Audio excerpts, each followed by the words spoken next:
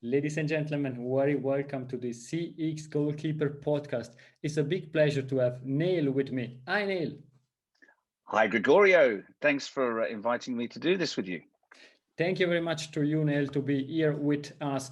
As usual, I don't begin with a long introduction because the best way to introduce yourself is that you explain what you're doing and who you are. I am sure everybody knows you, but a short introduction for your side would for sure help the audience. Sure. That's great, Gregorio. My name is Neil Skehel, and I am the CEO of Awards International. I'm sure some people will know me. I'm not sure many people will know me. Awards International specializes in business awards, and we are one of the only organizations in the world that specialize in business awards alone, and because of the independence, because we are an independent organization, organizing award ceremonies and other activities related to that. Thank you, Neil. And I can say that we get the first time in contact roughly 3 or 4 years ago with the first International Customer Experience Award. I was participating as a participant, and now in the meantime twice with really good results. And last year I was a judge and International Customer Experience Award, and really you are providing an outstanding quality of these awards, and therefore I am really happy to have you on this show. But perhaps let's really start with the discussion. We can explain a bit to the audience and understand how did you came to this idea to create such a company. Okay, I won an award. In 2006, I won an award from the British Computer Society for innovation, actually. And I was nominated by our head of IT at corporations, McDonald's, because I was a sponsor of a program called Online Quality Service and Cleanliness.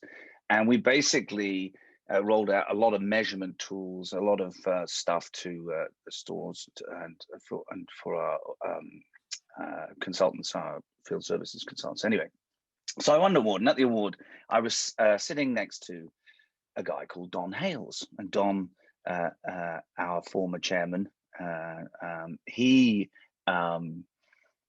organized this amazing event at the Hilton Park Lane. And I took my wife, and it was in November 2006, yeah, and I won an award. So I sat next to Don, and I found out he lived about 10 miles away from where I lived. And over the next year or so, we played golf 4 times, but I also judged for him for the UK Customer Service Awards and the National Sales Awards. And they were great. I really enjoyed the judging. And I really enjoyed meeting the other business people. So yeah, Don and I played a bit more golf, got to know each other better, and then he said to me, "Look, I think the Chartered Institute of Marketing should run an awards event. Do you want to work with me to put it together, Neil?" And I'm like, "Yeah, sure." So we put together a proposal, and we, uninvited, we pitched to the Chartered Institute of Marketing to run their Marketing Excellence Awards.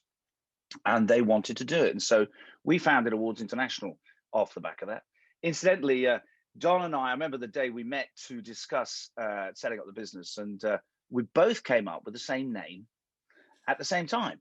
So we both had the same idea. So we were we gelled from the outset. And so then we set up the company, and we said, the marketing, the Chartered Institute of Marketing paid us to do it. And we used that to set up the company. That was actually 2009, and I was an independent consultant at the time. And actually, I went full time in the company in 2013. So it was a few years before we were able to go full time, as we built it up. Basically, it was a bootstrap. So bootstrap startup, And me and Don set it up. So the reason why Don loves awards. Don loves the fun. Don loved the fun that you have on the awards ceremonies. He loved working with people and teams, and it was very nostalgic for him of when he was at Quest Media, as deputy managing director of Quest Media, and he ran lots of awards. And I got the bug from Don, actually, from judging, and then when we started running our own events, it was fantastic. But really, it's the hidden content in awards. Actually, people just see a ceremony, sort of glamorous ceremony, and they they think, oh, it's all glitz and everything. But the content, the entries, the subject matter, those are the things. What you learn about business, those are what's going on beneath the surface. And of course, we just put together this book thing called CX Inspired, which is best of 600 case studies. There's about 70 different case studies analyzed, which are actual evidence, actual practice, actual CX practice, actual, not fictional, not theoretical, not not mythological. Like Virgin is a myth, a great big myth. Although Virgin Money is a great company, I have to say, but not mythological. It's actual real case studies, real life business examples. And of course, that's fantastic stuff, powerful stuff, inspiring stuff often. Yeah. So that's how I went about setting up Awards International. Of course, you will know, Gregorio, we were supposed to do this session about, I don't know, 5-6 weeks ago, and I didn't feel in great spirits because unfortunately we lost Don, and Don died recently, which is very sad. And of course, we're going to honor Don at the UK Business Awards. The UK Business Awards is called the Dons. So we're going to have a eulogy at the UK Business Awards for Don. There's a few other things which might happen in the summer to remember Don when we can get back together again. But yeah, sad passing of Don, my business partner, our former chairman. Yeah, and my co-founder of Awards International. Yeah. All the respect to him and his family for sure. This is really a good moment. Thanks, Gloria. However, going back to a bit more our discussion, who was better at golf playing, you or Don?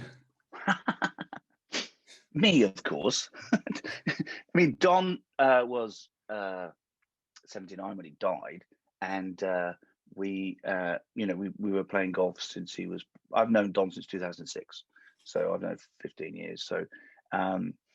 So he would have been 61, 62. Goodness gracious, 63, which is yeah. But I'm still better than him anyway. Now, I mean, even though I'm the same age he was then. But Don loved golf though. Don loved golf. Thank you, Neil. And perhaps to make that understandable, you said you started and then you run the first award, and I can fully agree with you. This is an experience in the experience itself, participating to an award, but then being at the ceremony, being the judge. It's really great. To make that understandable, which awards are you offering? Where, in which countries are you working?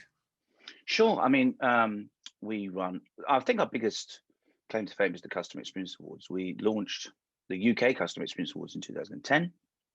Or we held the first one in 2010, probably launched it in 2009.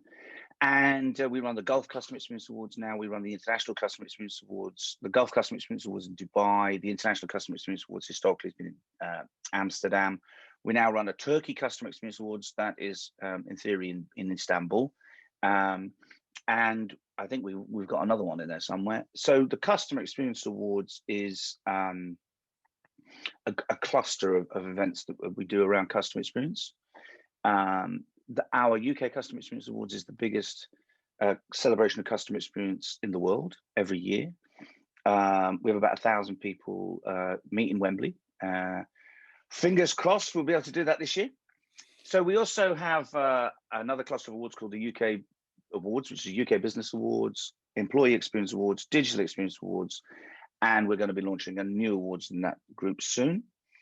And we have the UAE. We do the Real Estate Awards, we do the Sustainability Awards, and we do the International Business Excellence Awards in Dubai.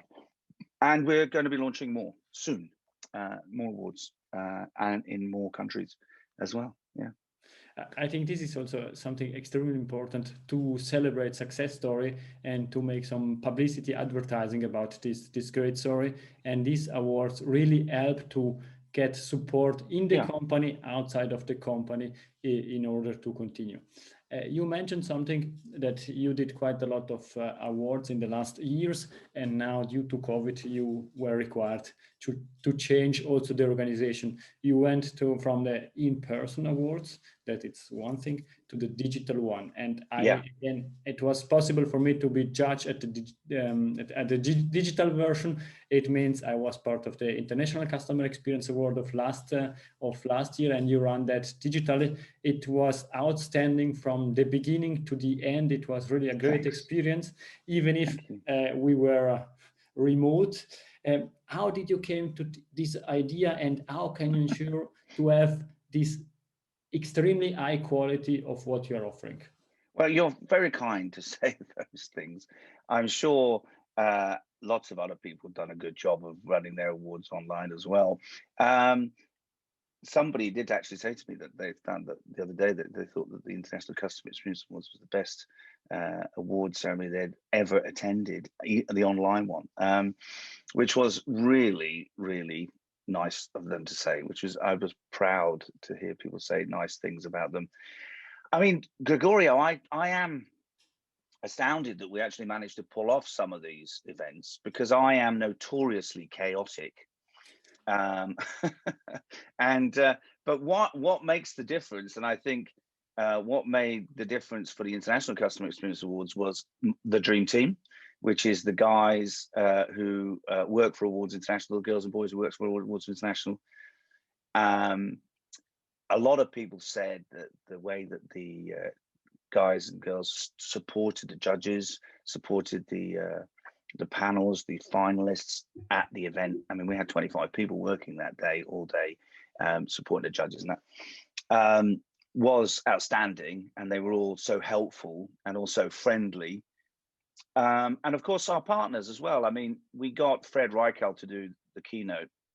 And, you know, it was Greg Melia, who's the CEO of the CXPA, who suggested that we go for Fred, and Fred was just outstanding. You know, as a guest, the guy who created the Net Promoter System, absolutely perfectly fitting to be a keynote at the International Customer Experience Awards, and our host Ian Golding, you know, partner with Awards International for a long time in the UK.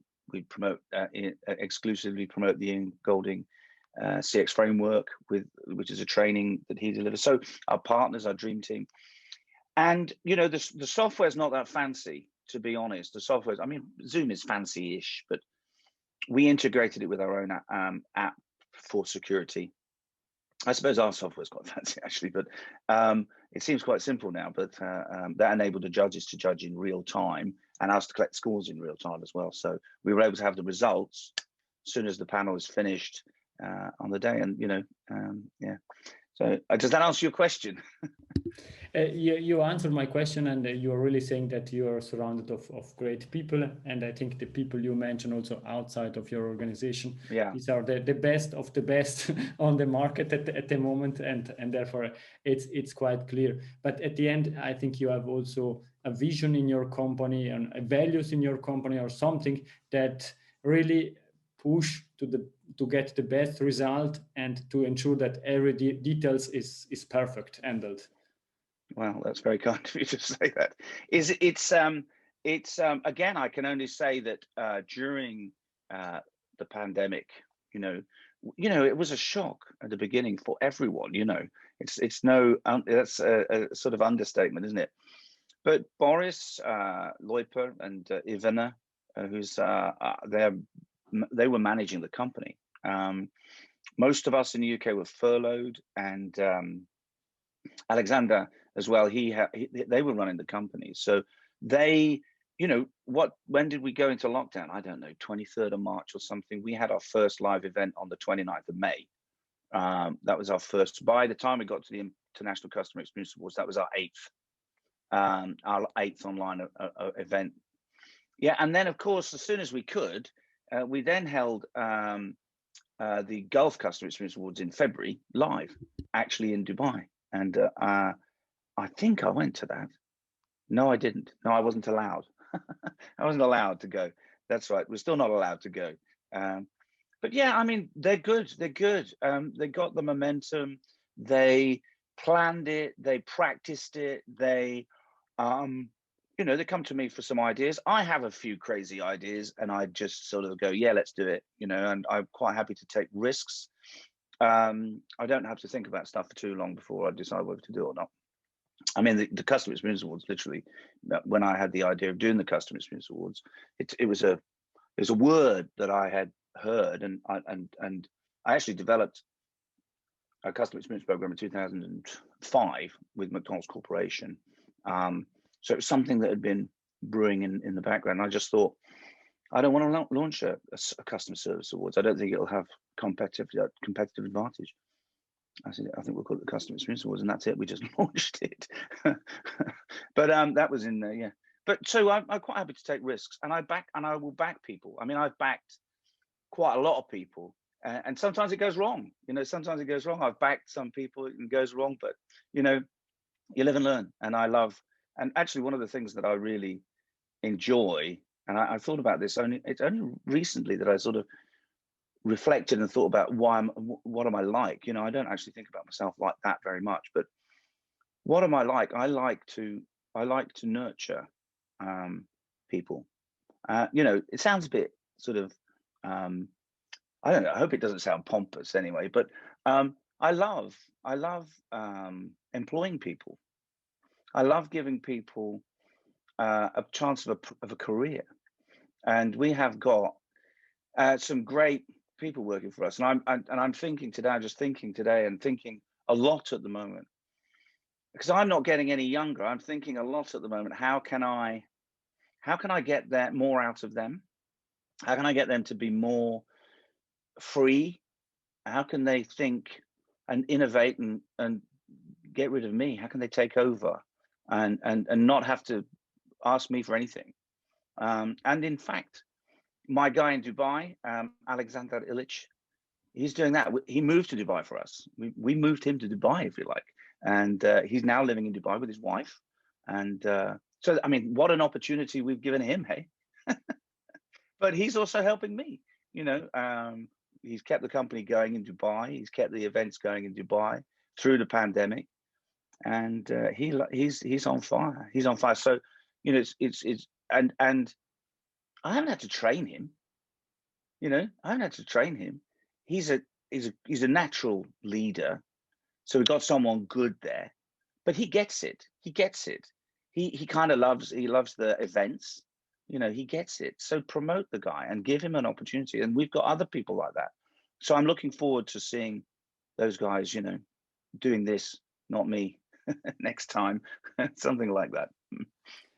Perhaps this is the true leadership, meaning that you really understood what leadership means, and it's your role that not everybody needs to come to you and to ask you questions, because then you would be the bottleneck, but you empower people in order to provide this quality. Some people would tell you that I'm a control freak. But they're the ones who needed to be controlled. At the end, I think it's also the role of a leader in to understand how to help people and where to have a look into the details, or giving the freedom to the people. But if you think about some of the people that I've given opportunities to, yeah, I mean, I've given them, empowered them, and trusted them. Yeah, and yeah, definitely. Perfect. And perhaps also going through the leadership to your digital skills, because you went from remote to digital. And what's the future of Award International? It's completely digital, it's hybrid. What's your view on that? Well, I think we're not going back. There won't be a going back to normal. You know, I love it when people say, "Can we get back to normal?" I think there's going to, you know, both. I mean, the international events, you can get much greater participation if you can bring people into the event from around the world from their time zone. So we're looking obviously at the International Customer Experience Awards in Amsterdam, which will be in November. And so it's a good chance it'll be in Amsterdam. There's a good chance we'll actually do a live event in Amsterdam, but we will do it hybrid. We'll do it online as well. We'll do it like a Toyota. It'll be hybrid, and we will do so the judging can all be done live, but from around the world. We did it before. We did it in 2019 actually. In Anita Siasios in Australia judged at the International Customer Experience Awards in 2019 from Melbourne, Australia, and we had 2 finalists from Australia in the 2019 International Customer Experience Awards. So that was a head start. So but there will be people who will want to go as well. So people from the Middle East love to come to Europe, so they love the fact that the event is in Amsterdam, so they'll still come. People from Europe and Northern Europe love the Amsterdam thing, but you know, maybe people from Australia, San Francisco, you know, South America, maybe they will do it online as instead. So I think the viability of the hybrid brings a great new dimension. I think also we'll do some events online only, right? So for example, the small businesses, we're doing the UK Business Awards at the moment, and it was free to enter for SMEs and startups. For micro business and startups, it was free to enter. The process is the same. The judging process is the same. There is an award ceremony. It's online only, but because we want to help UK building back better, we want to recognise, identify great initiatives and how people have survived and how they're going to thrive, and that's what we want to do. So we're not going to so that there's only an award ceremony. So it'll only be online, and it's also, you know, giving opportunities to business to show that they're award winning without all the expense and glamour of a great big venue. So we'll do it like that in future, and because obviously startups, micro businesses can't afford £3,000 or £4,000 for a table, you know, and so on and so forth. So yeah, so it's given us new opportunities. And it's interesting, actually, the world of business has changed. The world of business has changed. We are seeing different revenue patterns, different way of purchasing, and people buying different things. So a lot of businesses have been depending on sponsorship. Sponsorship's kind of gone out the window, but customers are asking for different things. I'm not going to reveal exactly what, but we're seeing revenue patterns and what businesses have got budgets to spend their money on has changed. So you asked me the vision for the future. It's going to be about hybrid events, but I think there are new financial opportunities, there are new commercial opportunities, and so I think we're going through a process at the moment of, you know, replanning. We did so much replanning last year, you know, like we were doing so many business plans based on this scenario, that scenario, that scenario. But now we're actually sort of looking forward to the future and thinking things have changed. The old business model, there's no going back to that. So we need to think about the new business model and a business model going forward. So this is a chance for me. I was thinking about this. I was thinking, you know, let's make this the vision of my management team. Let's make this the vision of the dream team, not Neil's vision. Yeah, so it'll be interesting to hear what they say. And I mean, and they are, you know, certainly, you know, investing in these commercial opportunities. So it will give you a flavor of what I'm talking about. You know, business is evolving fast. Business has changed at the speed of light in the last year. We have progressed. Moore's law is out the window. You know, Moore's law is say that every 18 months or something, chip size doubles and computers double their speed or something, or half their price. That was it, half the price, twice the speed. So Moore's law. And it's done, it's gone. Moore's law is too slow. Now Moore's law is too slow. It's in the last year, I don't think we've gone 10 years. I think we've moved forward 15, 20 years. And a lot of people haven't quite maybe worked that out. But certainly in terms of technology, the way the world works, the way money moves, has just changed, accelerated. And there is this thing called blockchain, you know, and I don't hear too many CXs talking about blockchain, but I think blockchain, the speed of change in technology, I think digital platforms, I think the world is a different place. I think, and I think business is different. Business is going to be different, and some people are still sitting there saying, you know, so you know, it's not that much different to when I was a kid, you know, or 3 years ago, or you know, independent consultants have left their careers and they're no longer steeped in businesses anymore. And because if you're in business and you're operating in business, you're seeing that. But if you're outside looking in, it's not so easy to see it. So I'll be interested to see where we go.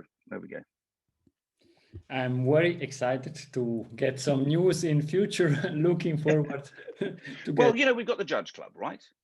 So the Judge Club is an example of, you know, we did it. It's been a bit slow. We were going to do it before the pandemic, but it's a different way. It's a different way of building loyalty, and lots of, you know, LinkedIn is a wonderful business tool, but my God, there's some junk on that thing, you know, and there's some, and I'm just sick of being spammed. You know, I love LinkedIn. I've sort of, you know, the last 10 years, I think I've been there since the beginning.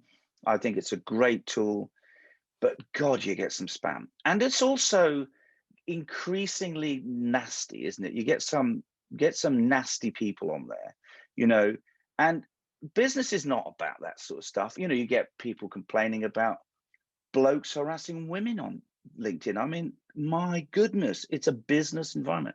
So I think that the Judge Club, and I think things like, you know, Claire Muscat launched Women in CX, which is this network. I think that there's some interesting stuff going on there too.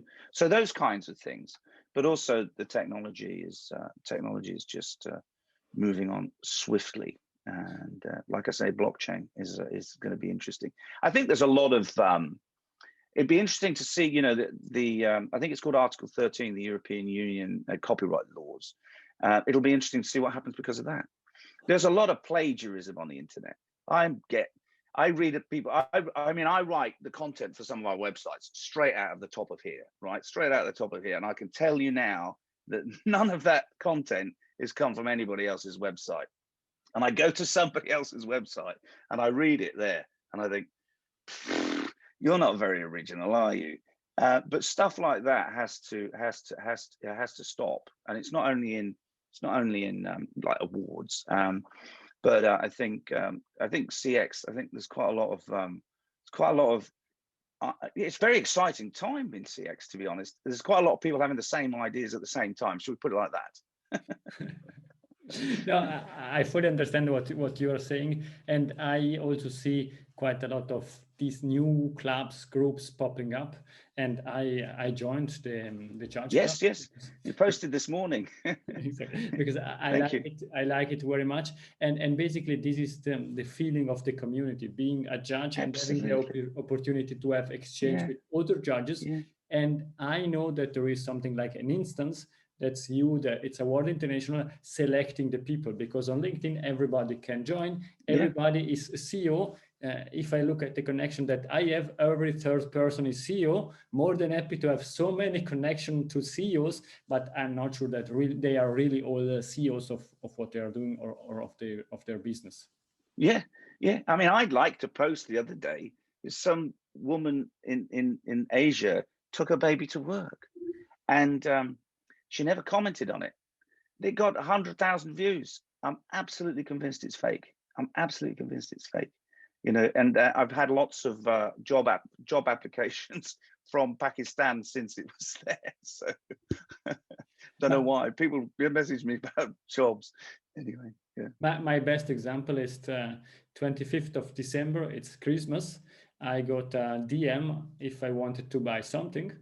One day later, 26th of December, I already got a reminder. Did you check my message? Do you want to, let's have a call this week? I say, sorry, but I am on vacation. It's Christmas time. Why should I Did you reply? I hope you didn't reply. I hope you didn't delete.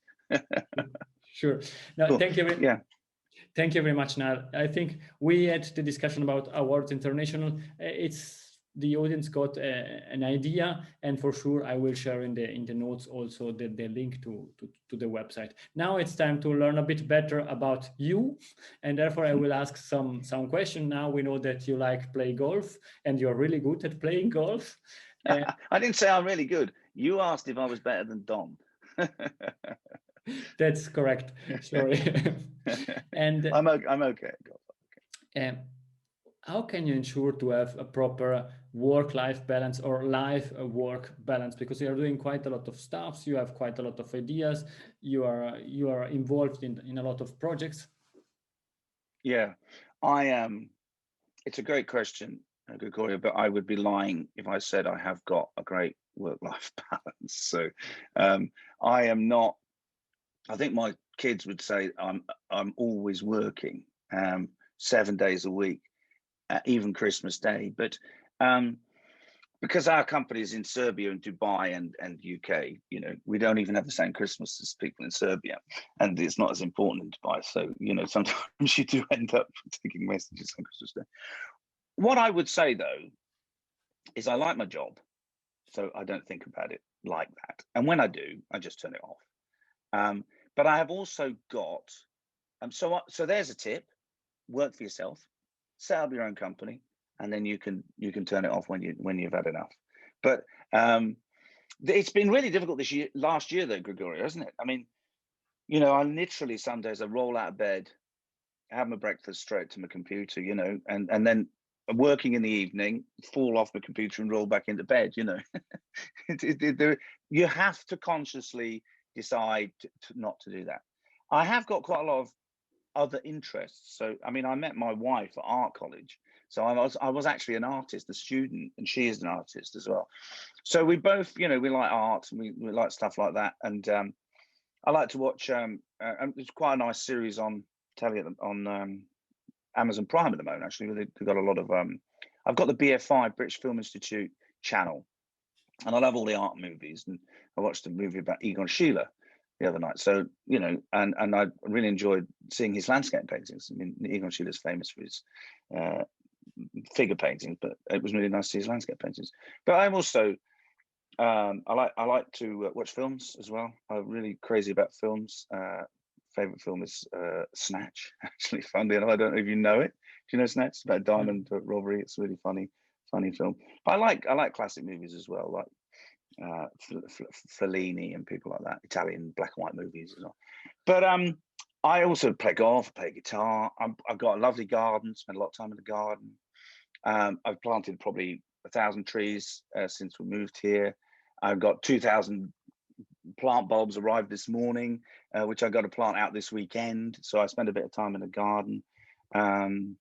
Also, my wife and I are encouraging a lot of wildlife into our garden. So it's really nice to see all the different wildlife in the garden. Makes you feel great hearing the bird song. We have hundreds of different types of birds or birds in the garden at any time. So it's just lovely to open the windows or in the morning, just hear the bird song. And you know, we're relatively far from the town here, so it's a very peaceful place where I live. So I'm very lucky in that respect. So that all helps. Last year I spent from March through to October, I worked outside nearly every single day, which is just a nice thing to do, sitting in my garden, sitting outside with the Wi-Fi and so on. So I'm very lucky. I'm very lucky that I do those things, and it makes you good. But also, I'm, you know, got my wife and I've got 2 kids, and during my kids are, you know, not so young. My son is 29, my daughter's 27. My daughter's going to Australia for 4 years to do a PhD in August, but we managed to she spent 3 months at home. So that was great. And that wouldn't have happened if it hadn't been for working from home, you know, and she didn't have, there's no sense in renting a place in Norfolk. So she came home for a few months. And my son as well, he got caught here in December. He came for Christmas and then couldn't go back. He went from December 23rd to March 8th. He started teaching again. His maths teacher in London. He went back to London. So I mean, really, it was more than I could dream about to have my son and my daughter come home for a number of months, you know, and it was great. And it really enabled us to engage in a way we hadn't really engaged before, and catch up and got to know each other a bit better. Funny thing to say. But yeah, so, having your family and being in touch with your family and stuff is also good for your work-life balance or your mental, your well-being, and so I hope that helps answer your question to some extent. Yeah. Sure, thank you. And I think you mentioned two really important things. One is the mental health, because without that you cannot work, and the second one, it's the family. We are sharing the same values. My son is 4 years old, therefore is always at home, but I really enjoy working from home, because if I open the door, Yes. then he's here and then I can enjoy time. Yeah, 4 years old. That's lovely. That's so lovely. What's his name, Gregorio? Eduardo. Lovely. Yeah, cool. It's not always perfect, but 4 years old. Yeah, this so is part of life. Yeah, no, it's gorgeous. Yeah. Are you guys still in lockdown in Switzerland? Yes, we are still in lockdown. Yeah. Or it's a partial lockdown. Yes. Today is the day when hospitality begins to open again in the UK, and they can serve, pubs and restaurants can serve outside, but it's a bit cold at the moment. But I think in a couple of weeks they can start serving indoors if the numbers are right. And we're hoping, I think the government believes, that by June the 21st, there'll be no social distancing. That was the aim. So I think we're all a bit skeptical about that now. I think the government started saying, well, we're not so sure about these other variants. And we may still have mask wearing, we may still have to do some social distancing. But goodness gracious, do I need to get out? We all need to get, I want to go, I want an office. I want my office back. An office is something, it's been great to work from home so much. And we've recruited new employees who I've said to them, well, we're going to be working from home for the foreseeable future. And that's been fine. But you know what? They've all worked too many hours. We've all worked too many hours. And we need to stop that. And we need to, get back to the office, or we need to get back to some more regular hours. And that's what the office brings. And there's so many people have sort of talked. They talked last year about, oh, it's good that we're all working from home. The benefits for all employees are wonderful. But, it's like everything. There are unforeseen consequences. And maybe working from home isn't all it's, we thought it was going to be. There's some real issues with working from home, whether it is about your perception of the company, your perception of the profits that the company makes. If a company used to have a massive building in the city of London, and it sells it, and you now work from home, who's going to get a bit of what's that about? How's that work? There's all sorts of things that identity, health and well-being, communication, loneliness, empathy. There's so many things that happen in a workplace, that a building, that are not happening in a remote environment. I mean, sure. So maybe people go to the office less often. That's fine. That's a good thing. Less travel, less cars on the road. That would be lovely. But you told me that one of the unforeseen consequences is that nobody's using public transport in Switzerland, so the roads are even worse than they were before, right? Exactly. Yes. Yeah. That's I think what you're saying is correct, and we have enough content for a next podcast together with you. But let's finish the first one first. Perhaps is there a book or that you're saying I'm reading, or you would suggest to the audience? A book? Yes. Aha. CX3. I wrote the foreword. You wrote a chapter. Correct. Thomas Fairbairn. Tom Fairbairn, our business writer, wrote a chapter.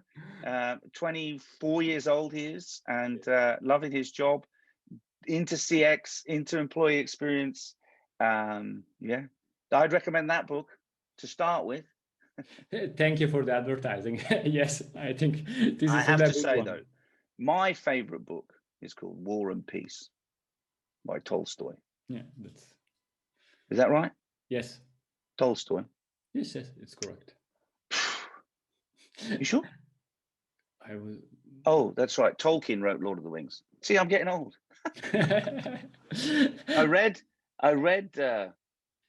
I first read it in 2003, and then I read it again, and I just love the story of Napoleon's march on Moscow, and what Kutuzov did, and how Kutuzov was treated by the Russian leaders, and it is such a wonderful book about people, about the world, obviously about Russia.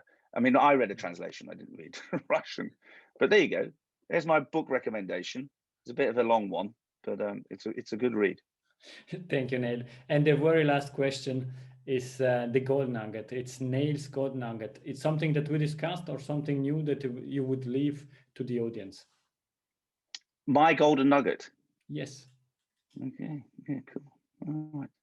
So I think it's something that I find very hard to live up to myself. Yeah.